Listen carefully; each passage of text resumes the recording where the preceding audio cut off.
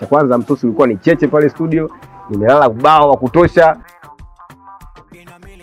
Majina yangu kamili naitwa Godfrey Constantine Nyagara, maarufu kama Padlock in a Million. Ni mzaliwa wa Buchosa, kata ya Nyakalio, ambayo iko ndani ya halmashauri ya Buchosa.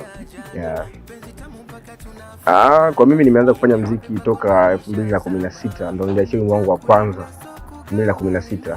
Lakini ule wimbo nilikuwa nafanya hicho kipindi, sasa nilikuwa sifanye serious kama ambavyo nafanya sasa hivi. Nilikuwa kuanza kujitafuta kwenye namna fulani ya kufanya muziki. Ila wimbo wangu ambao niliuhesabu kwenye nyimbo zangu official nilianza kutoa mwaka 2018 ambao unaitwa Zuzu. Ndio wimbo wangu wa kwanza ambao na uhesabu kama ndio wimbo wa kwanza kwenye safari yangu ya muziki. Wasanii ni wengi sana ambao nivutia kwenye muziki, lakini mimi kipindi naanza kufanya muziki na nafanya ngoma zangu za kwanza zile, nilikuwa shabiki wa Rayvanny, lakini hivyo zidi kuendelea kukua, alinivutia zaidi kufanya muziki ni Radio, Mzee Radio wa Uganda.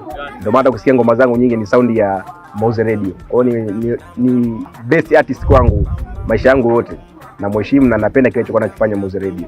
Na nyimbo nyingi, lakini official nyimbo zangu ambazo nazitambua mpaka muda huu hapa ni nyimbo 4 ambao ni Zuzu, kuna Lolit, kuna ya Moto, kuna Movie Star. Ila kwenye store yangu na nyimbo nyingi sana kali. Na kwa sasa hizi hapa tarehe 28 nitachia wimbo wangu unaitwa Bambino, mmoja wa wimbo wangu pendwa sana. Wimbo wangu pendwa sana ambao nimetengeneza 2024. Movie Star ni wimbo wangu ambao unanikumbusha siku hiyo nilikuwa studio mida ya saa 6 usiku sijala, wakati huo ninafanya kazi Quick Sound pale studio.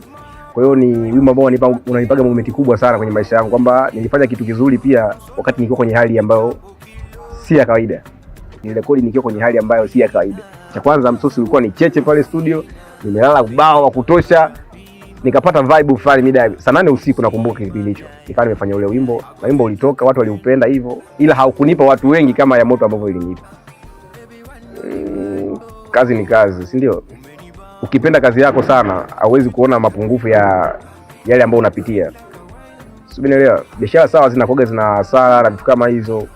Lakini mimi kazi yangu naipenda. Changamoto ambayo nimewahi kukutana nayo kwenye muziki ni kwamba niliwahi kumpelekea mwanangu mmoja kazi zangu asikilize, akaniambia poa. Nikamwambia play basi usikize goma langu nimetoa studio leo. Umeona? Na hapo najikubali kishenzi yani. Naambia mwanangu play huu wimbo usikilize. Tafuta radio kakali usikize kwenye sabufa. Kule kwetu mtu kuamini kwamba hii ngoma ni kali lazima asikize kwenye sabufa.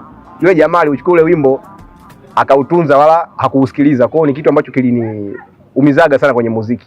Na ilifikia hatua mimi nipo kuja kutoa wimbo wangu mwingine. Wakati huo sasa yeye hayuko ile level ambayo nilikuwa nampelekea asikize kama brother. Baadaye alianza kunitafuta yeye kwamba sasa hivi umefika sehemu fulani unafanya vitu vizuri sana. Kwa hiyo ni moment ambayo ilinipatia changamoto na kuniongezea nguvu ya kupambana kwenye kile ambacho nakifanya.